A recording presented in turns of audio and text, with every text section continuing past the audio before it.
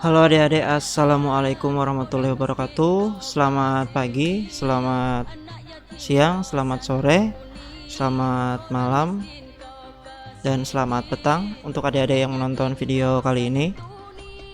Jadi kali ini kakak akan membahas atau memberikan informasi terbaru tentang penerimaan Politeknik Statistika STIS ya.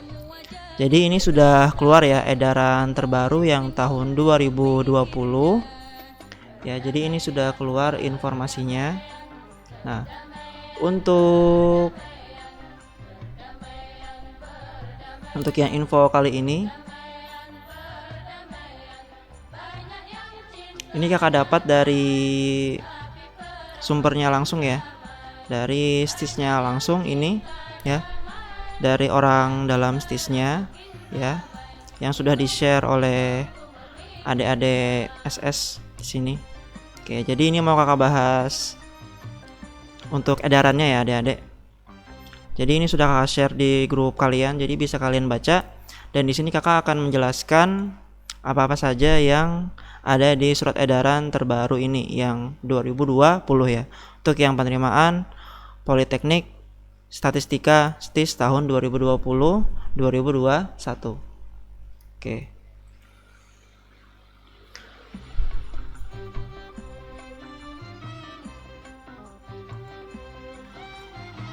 Oke, jadi untuk penerimaan calon mahasiswa baru Ikatan Dinas Politeknik Statistika STIS tahun akademik 2020-2021 ya.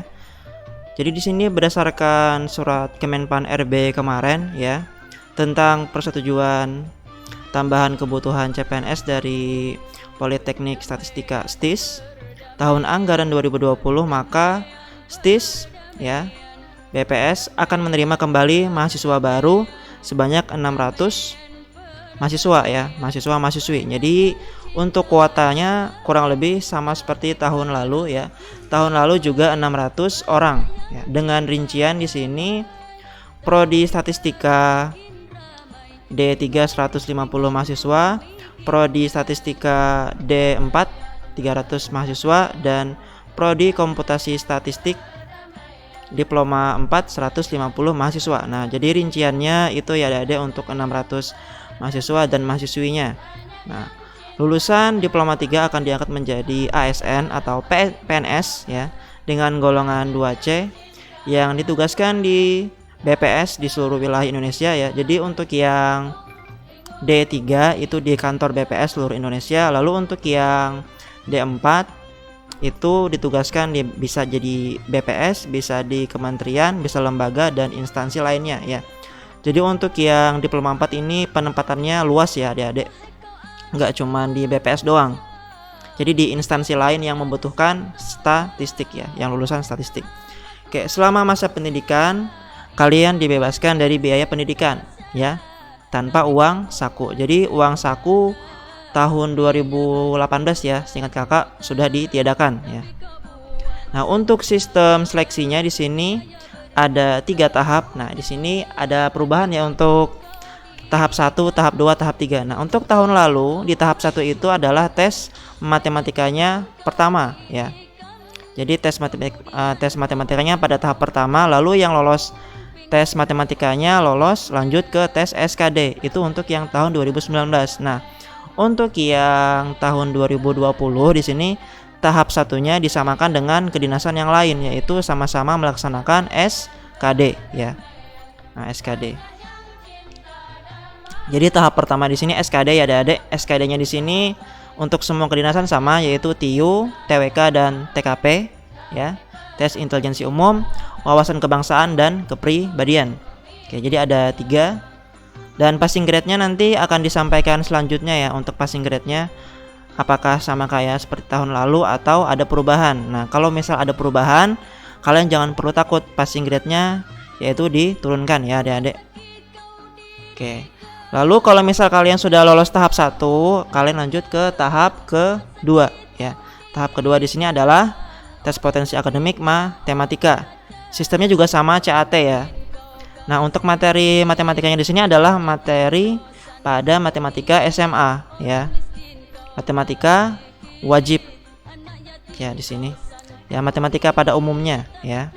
Jadi kalian pelajarin aja soal-soal ujian nasional matematika tahun lalu ya. Terus pelajarin juga matematika SBMPTN ya. Tapi tidak susah matematika SBMPTN ya. Untuk level kesusahannya ya. Terus yang tahap ketiga, kalau misal kalian lulus tes potensi akademik matematika, kalian lanjut ke tes kesehatan dan kebugaran. Nah, untuk tes kesehatan dan kebugaran di sini dia tidak seperti kedinasan yang lain ya, yang ada kesemaptaannya ya. Nanti untuk tes kesehatan dan kebugarannya kalian cukup lari di treadmill ya. Kakak tahu dari informasi yang tahun lalu. Nah, kalian lari di treadmill akan dicek ya fisik kalian ya di situ. Oke, pada setiap tahapan berlaku sistem gugur. Oke, kita sudah tahu itu ya. Untuk sistem masuk seleksi kedinasan itu pasti sistem gugur ya. Nah, untuk persyaratan ikatan dinasnya di sini ya. Ada syarat-syaratnya. Yang pertama, persyaratan umum. Oke, sehat jasmani dan rohani ya. Dapat atau layak bekerja dan beraktivitas baik di dalam ruangan maupun di lapangan dan bebas nafza ya. Tidak buta warna. Oke, jadi buta warna dilarang di sini baik total maupun parsial. Nah, di sini ada aturan baru ya. Untuk pengguna kacamata atau lensa kotak minus, nah sekarang dibatasin ya. Toleransinya 6 dioptri ya. Jadi plus minus 6 ya.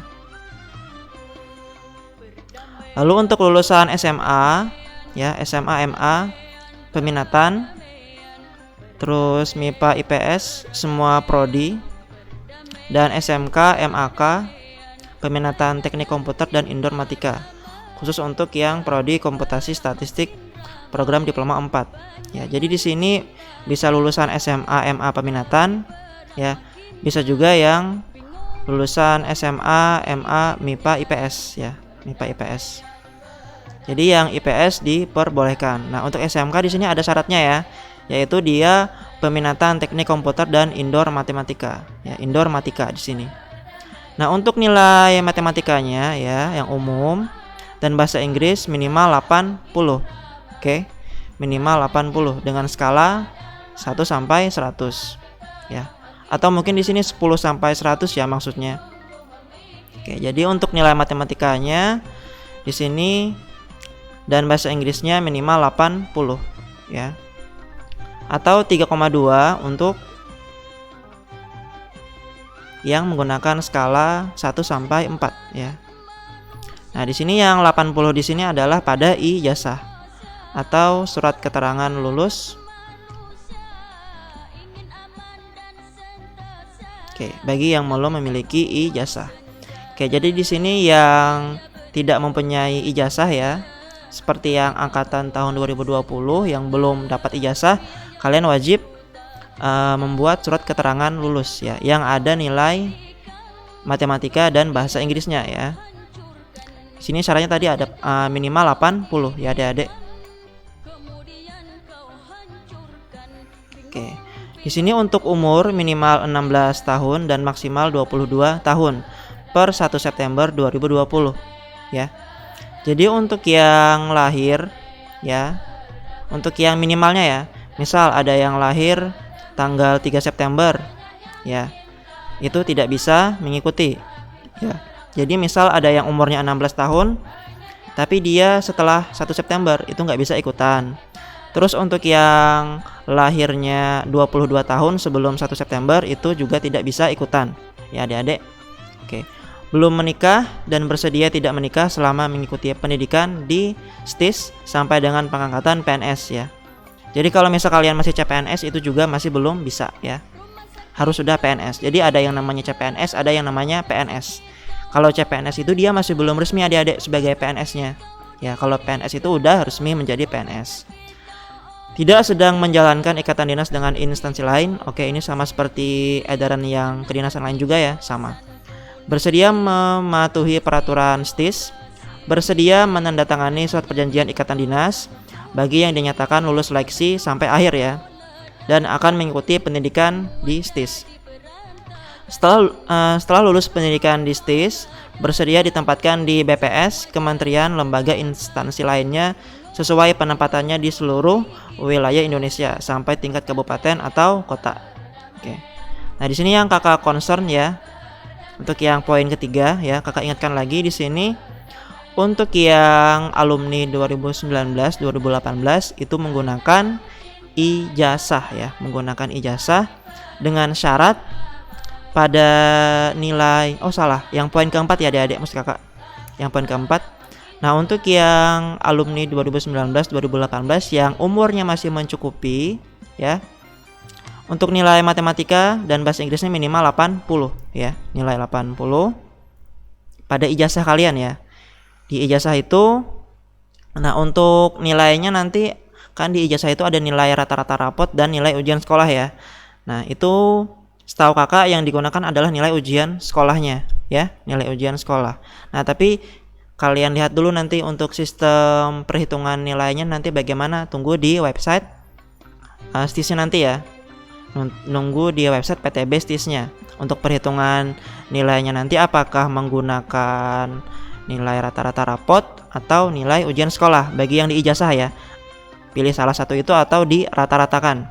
Oke, itu untuk yang alumni 2019-2018. Nah, terus untuk yang lulusan tahun berjalan yang tahun 2020, jangan lupa kalian membuat SKL atau surat keterangan lulus ya, yang ada nilai bahasa Inggris dan matematikanya ya. Oke, seperti itu.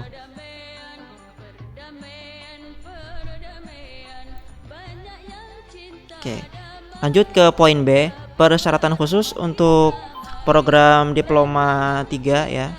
Persyaratan khusus untuk diploma 3, domisili peserta Provinsi Papua, Papua Barat, Maluku, Sulawesi Utara, Sulawesi Tengah, Kaltim, Kalteng, nah ini kalian ya, Kalteng, dan Kalimantan Utara dibuktikan dengan kartu keluarga ya. Jadi untuk yang kalian adik-adik yang di Kalimantan Tengah dibuktikan dengan kartu keluarga ya, kalau misal kalian mengambil yang D3 ya. Nah, untuk prosedur pendaftaran di sini sama seperti sekolah kedinasan yang lain, wajib mengakses di website sscasn.bkn.go.id ya. Di situ kalian membuat akun dengan menginput NIK ya, NIK kalian, nomor induk kependudukan kalian, dan nomor kartu keluarga. Nah, NIK di sini untuk yang sudah mempunyai KTP ya. Nah, bagi yang belum mempunyai KTP, bisa kalian cek NIK kalian di kartu keluarga ya adik-adik. Jadi yang pertama wajib di website sscasn.bkn.go.id ya. Terus poin kedua yang B, pendaftar login kembali ke SSCASN dengan menggunakan nick dan password yang telah didaftarkan. Nah, ini setelah kalian melaksanakan pendaftaran tadi ya adik-adik, baru kalian login.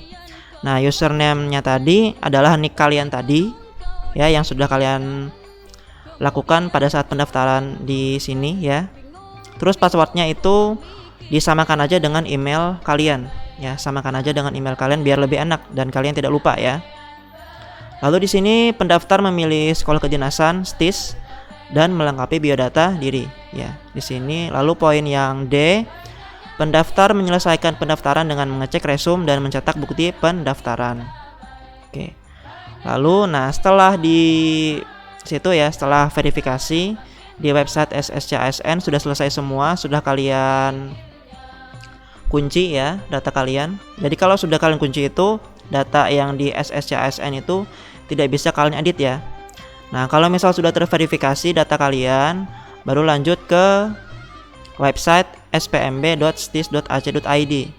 Nah, untuk login dan passwordnya itu sama ya dengan nick dan password yang ada di website SSCASN. Oke. Setelah login, kalian akan mendapatkan kode pembayaran dan diminta untuk memverifikasi email ya. Jadi nanti kalian login di websitenya dulu, nanti kalian akan mengisi data-data di situ. Setelah selesai baru akan mendapatkan kode pembayaran ya, kode pembayaran. Dan diminta untuk memverifikasi email. Nanti kalian masukkan ya email kalian yang kalian pakai dan yang aktif. Oke. Di sini pendaftar membayar biaya seleksi dengan menggunakan kode pembayaran tersebut melalui Bank BRI ya, sebelum batas waktu pembayaran yang ditentukan. Nah, di sini untuk pembayarannya melalui Bank BRI ya adik-adik. Setelah melakukan pembayaran, kembali login ke portal SPMB. Nah, jadi setelah pembayaran kalian ceknya ke website STIS-nya ya, bukan di SSC-ASN. Buat apa? Untuk mencetak kartu ujian ya. Di sini namanya KTP UM atau kartu tanda peserta ujian masuk. Nah, pendaftar kemudian mengikuti petunjuk yang tercetak pada KTP UM tersebut. Nah, kalian bisa mencetak kartu ujian itu nggak langsung setelah pembayaran ya. Itu setelah 1 hari setelah pembayaran. 1-2 hari ya. 1-2 kali 24 jam. Untuk waktu dan lokasi tes akan diumumkan melalui portal STIS-nya ya di sini di spmb.stis.ac.id. Oke. Nah, untuk yang prosedur pendaftaran nih kakak ulang lagi ya. Langsung ke websitenya di sini kakak tampilkan.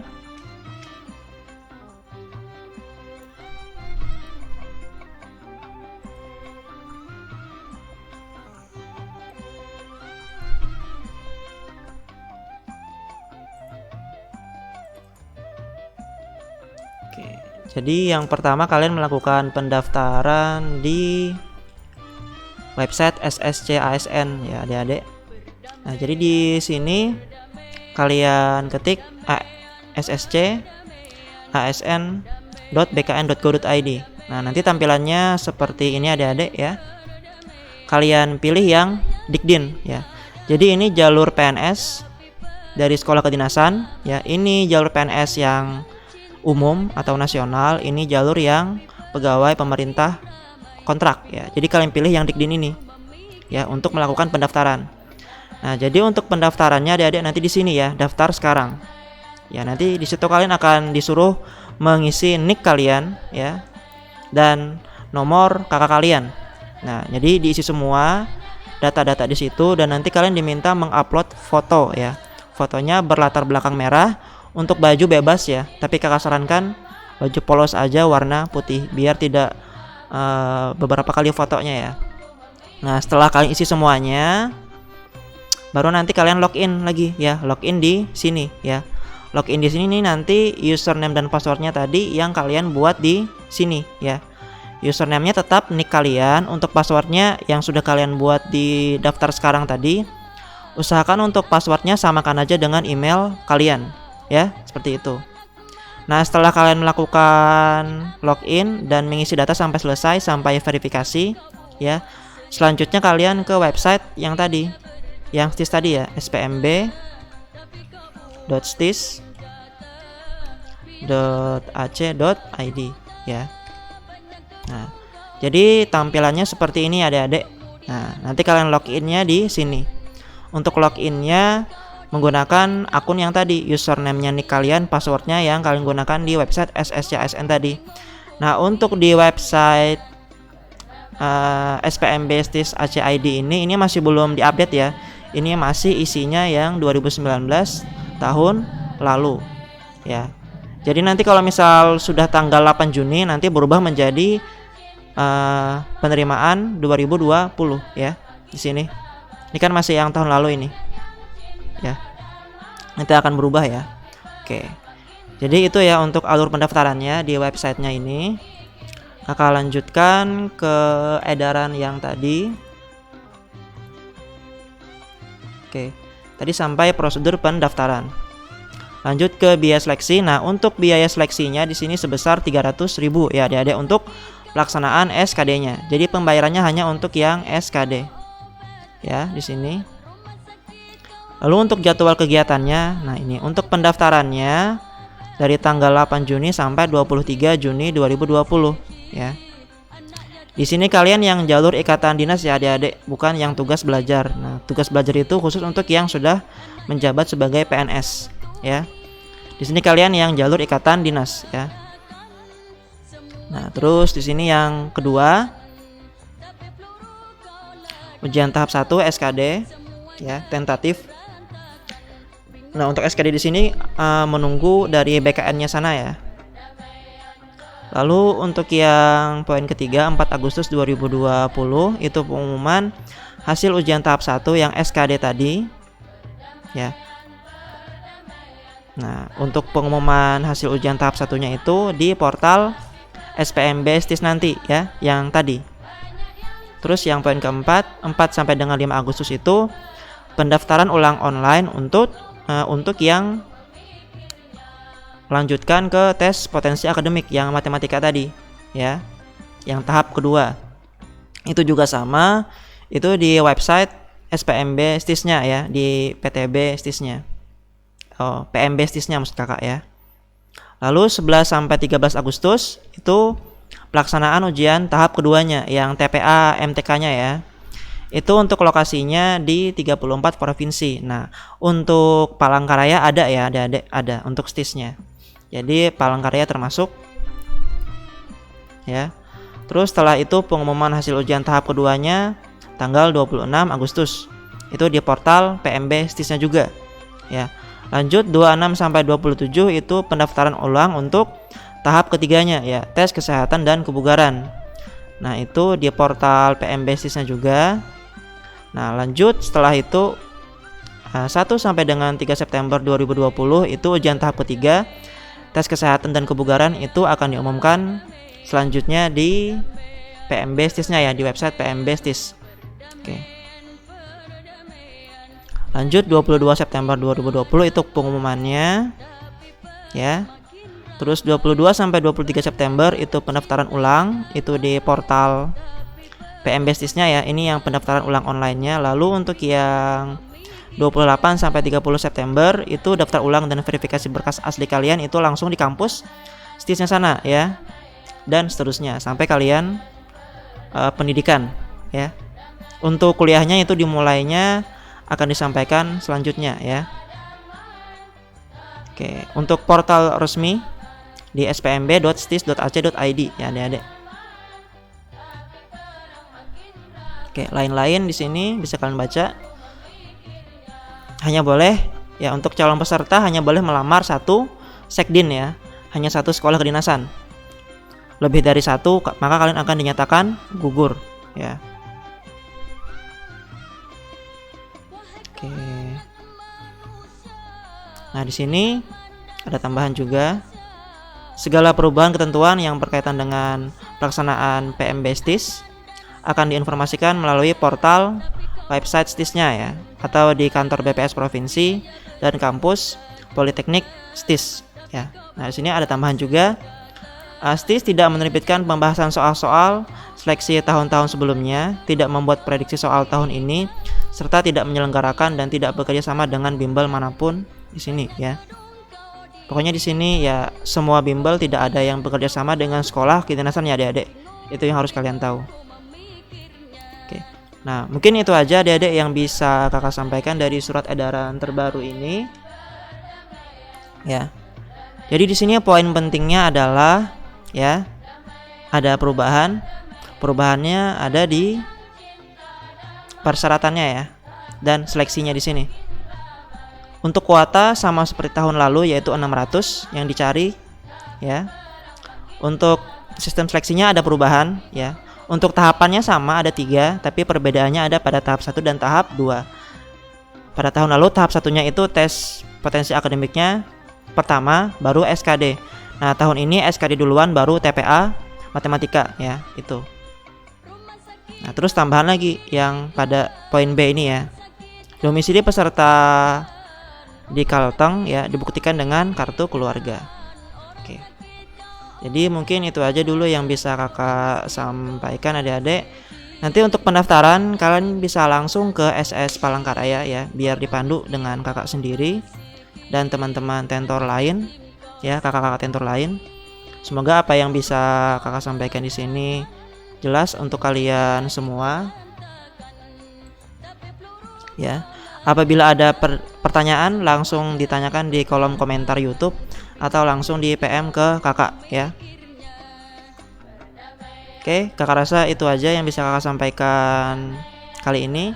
Selamat pagi, selamat siang, selamat sore, selamat malam, dan selamat petang. Assalamualaikum warahmatullahi wabarakatuh.